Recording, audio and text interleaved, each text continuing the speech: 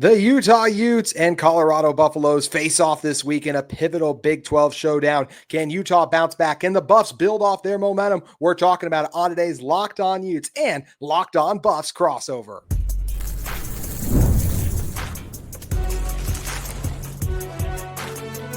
You are Locked On College Crossover, part of the Locked On Podcast Network.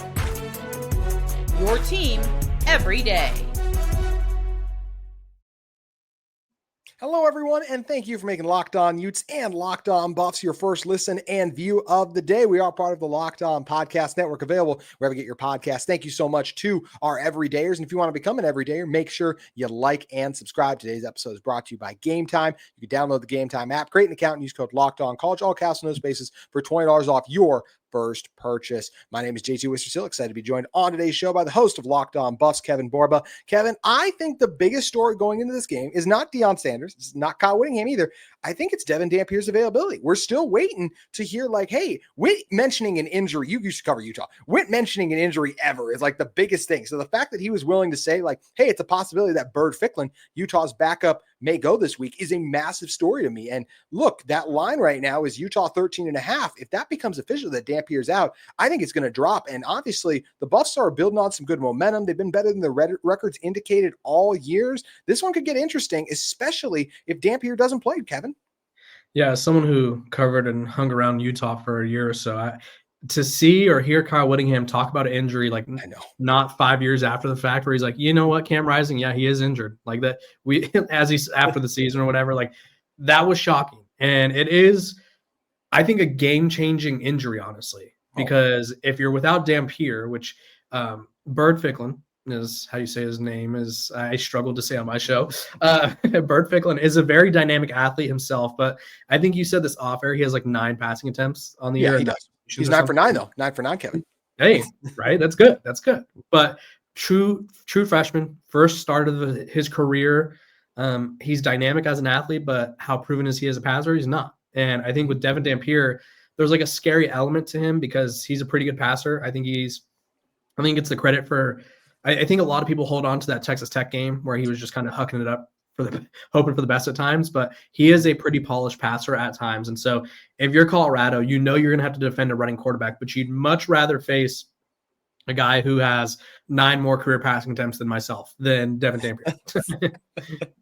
1,000%. And I do think that Utah can still win with a Bird Ficklin in there because of the totality of this team. AP poll ranked them 27th, basically. They just missed out on staying in the top 25. Only 2 losses to a BYU and a Tech team that I still view in very high regard. For Kevin, for me, I'd say the story for the Buffs is, can this team do what they did, replicate that performance they had against Iowa State when you beat a really good team after fallen in a couple of tight games to a Georgia Tech, to a Houston, to a BYU, all those winnable games to the Buffs? Can you replicate that in Salt Lake City? What do you feel like the biggest story is for the Buffs going into this one?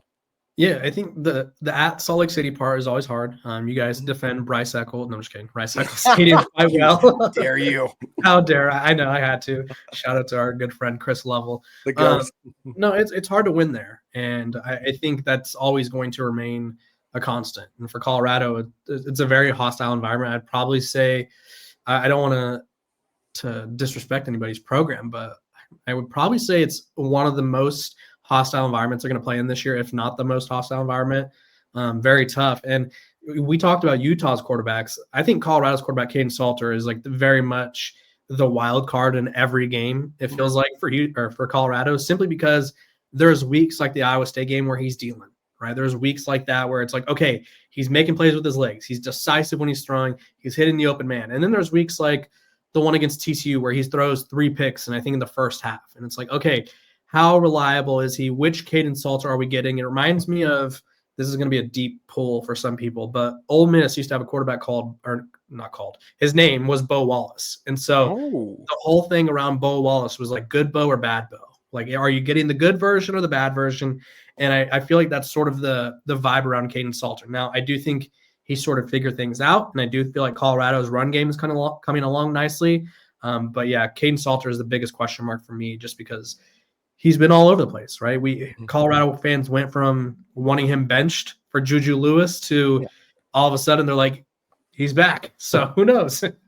Yeah, it's one of those things. And who knows with Bird Ficklin? I've liked what I've seen from Bird. Let's break down those 9 pass attempts. Garbage time against Cal Poly, garbage time against West Virginia, 1 garbage time against Arizona. It's never come in meaningful moments. And he is a true freshman. And Kevin, I don't need to remind you what it was like in Salt Lake City last year with a true freshman quarterback who it's the fact that Bird's already beaten out Isaac is a testament to what Bird has been able to do. And maybe I've been thinking about that all season, actually. I'm just like, whatever happened to that Isaac Wilson It's guy? weird because they said he was the starter, but then the OC was like, well, it's really 1A, 1B. And then like they kind of just slowly but surely made Bird the guy. It's been weird. But, if Dampier plays, that would be massive for Utah because I do think he's one of the dynamic and one of the best QBs in the Big 12 when he's healthy and himself. But I don't know if he is healthy. And he was clearly not the same player in the second half against BYU than he even was in the first half. So that's a huge loss for Utah if he can't go. But I do look at this Utah team. I say, hey, the offensive line, the run game, it's the best rushing offense in the Big 12. 6th best in the country. They play a 6 offensive lineman. That bodes well for Utah. And we can talk about some of the Buffs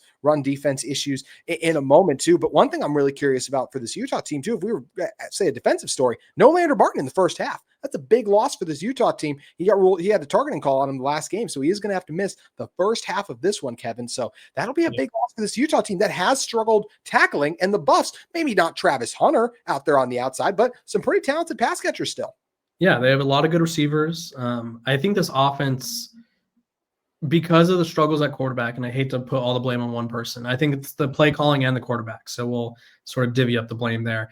The offense hasn't had the chance to shine at all times, but they have some really good receivers, right? Sincere Brown, I forget which game it was. I think it was the Wyoming game, if I'm not mistaken, which it was Wyoming, but still, he was clocked at like 22 miles per hour. Like the dude is fast, right? They have Omarion Miller who, I mean, he kind of would have a breakout game here and there last year. Like now he's the guy. And so they have a really good receiver core. Joseph Williams and Omarion are separated by like 1 yard. They're both in 300. So they have a lot of weapons. The offensive line is a lot better. If you asked me like last year how I would feel about this Utah team going up against this Colorado team, I'd be like, ooh, I don't know. The offensive line's a little sketchy. But this year, Colorado's offensive line has been a revelation. I think Crazy. a lot of people are sort of like, dang, imagine if Shedeur had this line, right? I think Colorado maybe doesn't lose last year, or at least loses 1 or 2 games, right? And maybe you're in the playoff. So much improved offensive line. Wide receivers are still good. The running backs are better.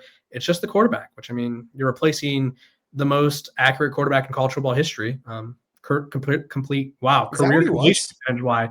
Yeah. So yeah, he was. I think he completed like 73% of his career passes. So super accurate, super smart. And I just don't know. Like it was going to be hard to replace him, but I don't know if we all expected this much of a drop off. But well, that's why his numbers retired, right, Kevin? Yeah, I mean, it's hard to argue with that. I think Shedeur, I mean, he broke 100 school records. This is my tangent on that because I feel like this is always something that comes up. Shedeur Sanders broke 100 school records, right? I feel like people forget where Colorado was when him and his father got there. And so every program has different standards in terms of like why a number is retired, right? There's certain programs where there's a guy from the 1930s who, I don't know, was like the punter, the quarterback, and the starting corner who has their number retired, right? So I don't think you get to talk about Colorado without talking about Travis Hunter or him. And so I agree with his number being retired. I know it's not the same for every program, but that's my stance on the matter. Yeah, I just didn't love the timing so soon, but I would have had no issues if it was a few years down the road. So, and that argument for that could be, hey, if you're going to do it, then why not do it now? Really quick, Kevin, before we hit our ad break, I'll say I think Utah is a top 5 team in the Big 12 still right now. Currently, I'm curious, where do you view the Buffs right now in the Big 12? Oof. Let's see. There's 16 teams. No, I'm just kidding. I have them in that 8 to 10 range, probably. Okay. I think the Big 12 standings are a little wonky right now. And just based off of games played, I think Colorado is sort of they're sitting in 3rd to last ahead of West Virginia and Oklahoma State. I feel like they're better than Arizona. I think they're better than Kansas. I think they could be better than Kansas State, right? UCF as well. Like I think they're above those teams. It's just how the schedule has played out so far. Well, it's an opportunity for Colorado too to show, hey, the rest of the Big 12. This would be a big statement win in Salt Lake City. But what are the key matchups that are going to define this game? That's what we're breaking down in one moment. Today's show is also brought to you by our friends at Quo. Quo, formerly Open Phone, one of the tools that helps make a huge difference for business owners is Quo, formerly Open Phone. It's the same great business phone system you've heard me talk about before, just with a new name. And here's why it matters. Every missed call is money left on the table. When your customer conversations count, you're a phone system that keeps you connected 24/7. Quo is the #1 business phone system that streamlines customer communication. It works right through an app on your phone or computer, so no more carrying 2 phones or relying on landlines. Their built-in AI agent is a game changer. It can answer after-hours calls, capture leads, and even keep businesses moving when you're off the clock. Whether you're a solo operator juggling everything or part of a larger team, Quo makes it easy to stay responsive and professional. See why over 90,000, that's right, 90,000 businesses trust Quo, formerly Open Phone. Get started free and get 20% off your first 6 months at quo.com/lockedoncollege. That's QUO.com/lockedoncollege, all caps, no spaces. And if you've got an existing number with another service, Quo will port them over at no extra charge. Quo, no missed calls, no missed customers.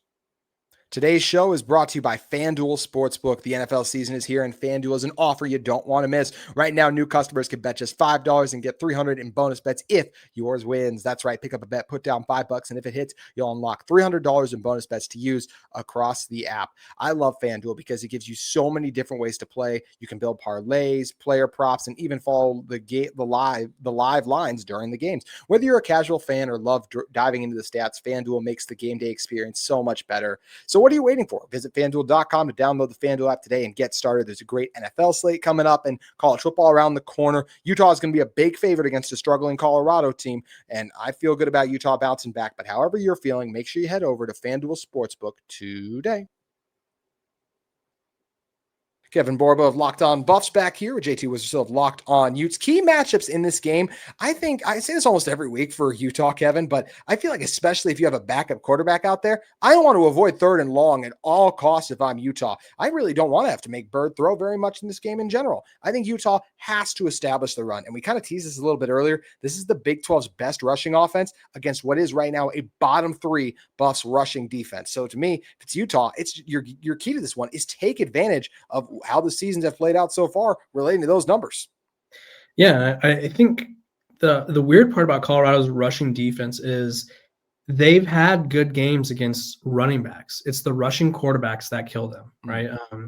Connor Wigman, which honestly, I knew Connor Wigman was mobile. I'm not going to pretend like I knew he was that mobile, but Connor Wigman, if you would have asked me, do you think Connor Wigman's going to run for 83 yards, 2 touchdowns, a 49-yard rush? I would have said you're absolutely insane. Yeah. If you would have asked me if Colorado could have held LJ Martin to 58 yards and 3.9 yards per carry, I'd be like, no, but they did, right? That's what they did. But Bear Bachmeier had 98 yards. So it's like, if your quarterback can run, which both of these Utah quarterbacks can, so I expect that to be a big part of the game plan. Colorado has struggled, right? But Colorado can slow down the running backs. And I wanted to get your thoughts on this as well, because the run defense is a key matchup. So we're just going to stay here, but from the other perspective. I don't feel like Utah's running backs have been as good as I thought they'd be. Would you agree with that? I would. I really like Wayshawn Parker, man. I think he has a chance to be pretty dang special. I think he's been solid, but yeah, it was obviously a step back against BYU. Credit the Cougars for what they did up front. I didn't think the Utah offensive line always delivered, but yeah, they haven't quite lived up to how good I thought they did. They've been signed solid, maybe above average, I'd say, but not transcendent, which I thought Parker especially would be. Yeah, and I think if you're Colorado, it's like, okay, we could key in on the running backs and take away them. And like, if you want to make Bird Ficklin, I combined the two. If you want to make him beat you, like, don't let him run, right? Because then that's probably where he's more comfortable, right? Make this a game for even Devon Dampier. Make this a game where they have to beat you with their arms nonstop, right? Devon Dampier, for how polished of a quarterback he is, he'd rather be mobile. Like, that's his game. He likes to move around in the pocket. So if you could contain him, and we talked about this on my show yesterday, I had former Colorado player Jordan Dominic come on the show, and he said the key to stopping a really good rushing quarterback is containing them or keeping them in the pocket, like not allowing them to break contain and not allowing them to sort of, even if you get pressure on them, like not allowing them to make plays after the fact and just like sort of Houdini their way through everything. And that's what Colorado struggled with. And yeah, I feel like that's a really interesting matchup because you have a banged up quarterback on one hand, and then you have a true freshman on the other. It's like, what does Utah want to do with both of those guys? It's really interesting. And I'll say this too, Kevin. You mentioned the run defense has been good so far. Call me crazy. I think this is the best offensive line you will have seen so far. Do you feel like they're ready to face off against an offensive line that should have 2 first-round NFL draft picks this upcoming draft? Colorado's generated some pressure. Not as much as I thought they'd be. They were they led the Big 12 in sacks last year. They've definitely taken a step back from that. They're a true freshman leads them in pressures, and they have his name's London Merritt. They flipped him from Ohio State. It was a really big recruiting win. And then they also have another true freshman named Alexander McPherson, who's really good as well. But Arden Walker is a guy who was, I think, all Big 12, probably honorable mention in the preseason. A guy who probably could have been. I don't remember if he was or not, but he was of that stature. They need a lot from him, right? His PFF grades have been solid, but they need a lot more from him. They need to get past those guys, right? I think allowing Dampier or Ficklin, whoever it is, to be back there and just kind of chill is not going to be a recipe for success, right? Anytime a quarterback has time to throw, they look good, right? There's rarely a quarterback who's terrible with all the time in the world.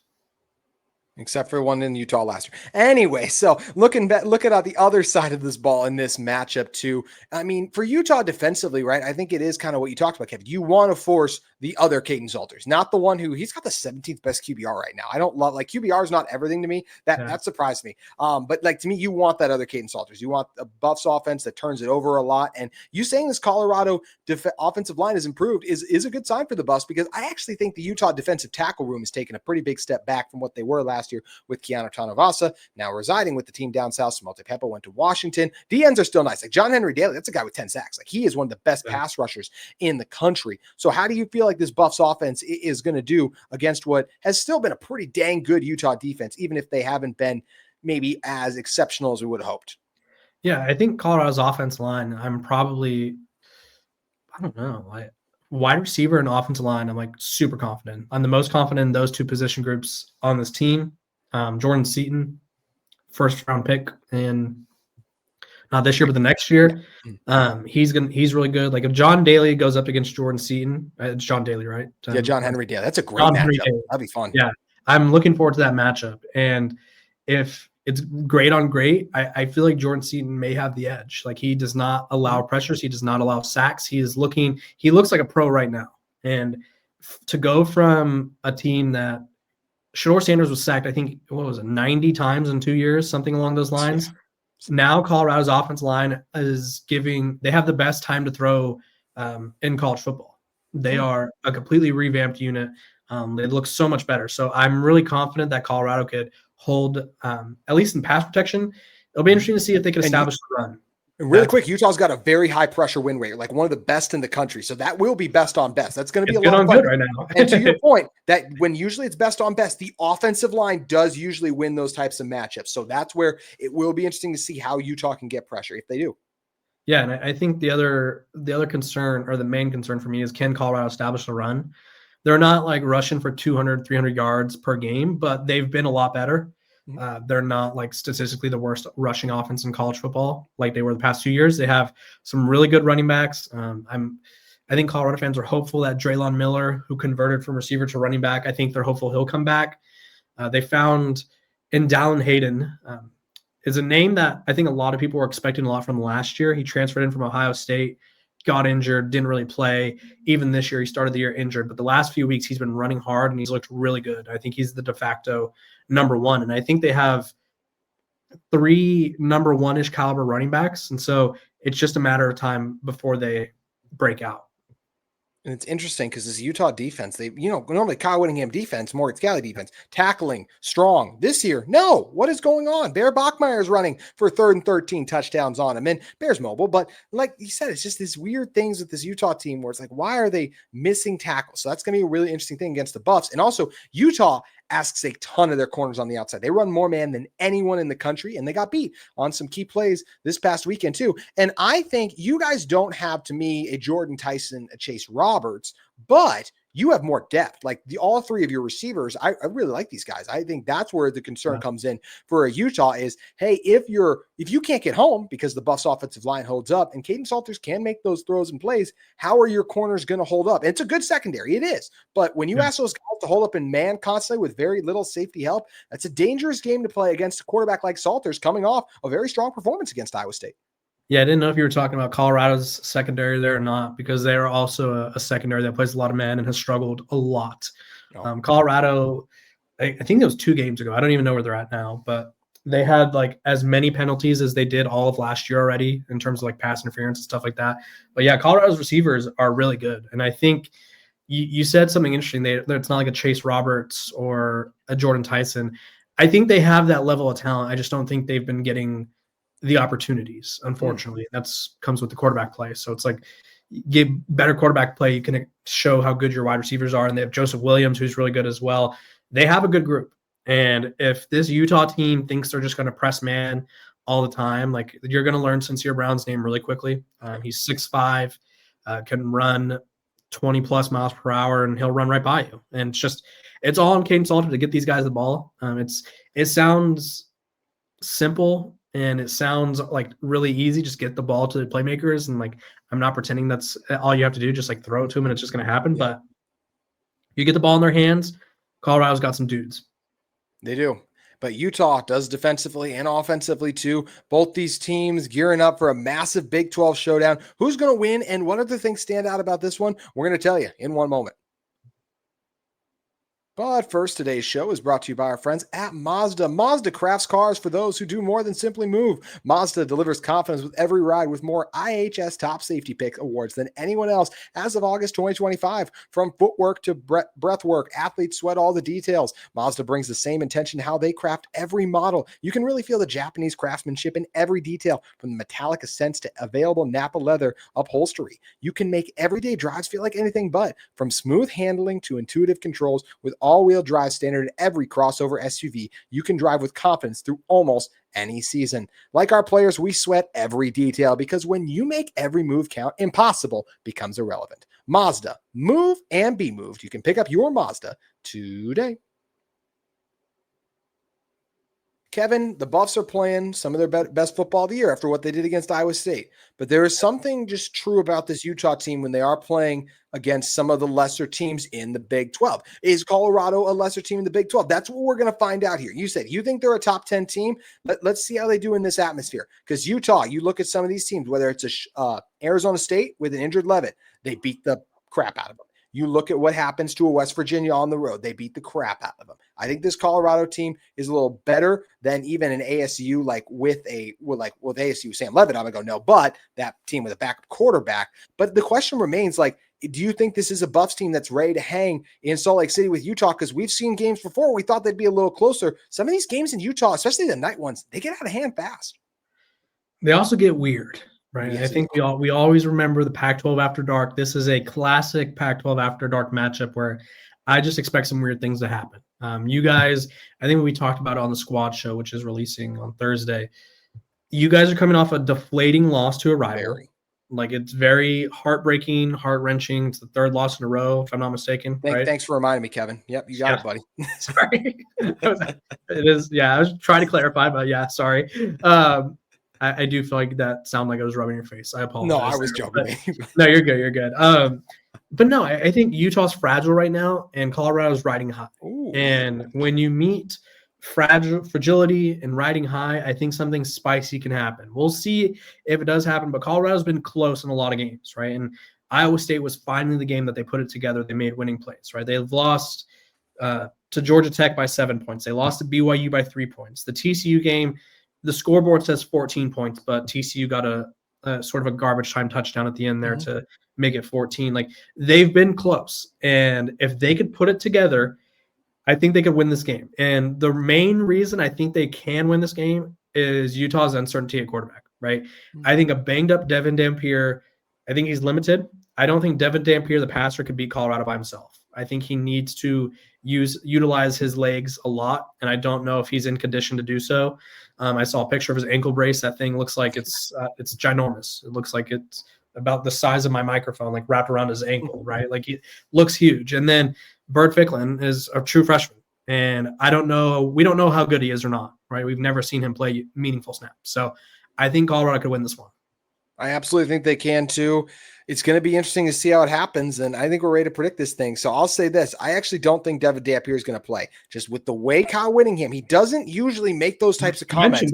That's all. Like, that's he doesn't make out. he doesn't make those comments about like, oh, we'll see. It's a distinct possibility. Like, that's not Kyle Whittingham's bread and butter. I don't think with that, how he looked in the second half too. Now we've done this a couple times with Dampier. He's clearly battling something. I don't think he's going to go. And I think Burt Ficklen's going to be it. But I still think Utah is going to have success against Colorado because I do think that offensive line is going to have a big day for Utah. I think the Utah defense steps up. I think they throw Kaden Salters off his game. I think they are able to get some pressure, even though it's a good Buffs defense offensive line. I think they get some pressure. I think they make some plays. And I think Utah gets a nice bounce back win here. I'm going to go Utah 33, Colorado 23. What are you feeling, Kevin? See, I'm going the opposite way. I think Colorado wins this one. I think this is like the start of something. It feels like they're about to go on a run here. I don't know how far they're going to run, but they're going to go on a run here. I think they win 28-17, assuming Dampier doesn't play. I don't think Ficklen's ready. Yeah, that'll be the interesting thing. Can the true freshman quarterback, because it didn't go well last year when we went up there, can the true freshman quarterback turn things around for this Utah team, get them to bounce back, avoid the lulls that so often happen in these rivalry games? Can Colorado build on their success? It's going to be fun to see. It's crazy how different these two teams are, Kevin, from last year too. I mean, how many new starters are on the Buffs? Too many to count. I mean, Yeah. I think Colorado, just in short, they had Jordan Seaton return, Marion Miller, and I think everyone else was new. So pretty much everyone on offense is gone, and then the defense is pretty much entirely new as well. And I'll say from a Buff standpoint, this is you build on that momentum as these new group and these new guys come together. It takes time. Then you take off. So that could be something there too. Utah's trying to help a freshman grow in season. It's going to make for a fun recipe Saturday night. It's a late one in Salt Lake City, but we'll have a couple episodes to keep you guys coming too on Locked On Utes and Locked On Buffs. So make sure you keep it here. Kevin, always a blast, man. Thanks for coming on. Thanks for having me. That's going to do it for Locked On Utes and Locked On Buffs. We'll be back with you tomorrow, continuing to break down this old Pac-12 rivalry renewed in the Big 12. Utah, Colorado. We're getting closer to kickoff in Salt Lake City.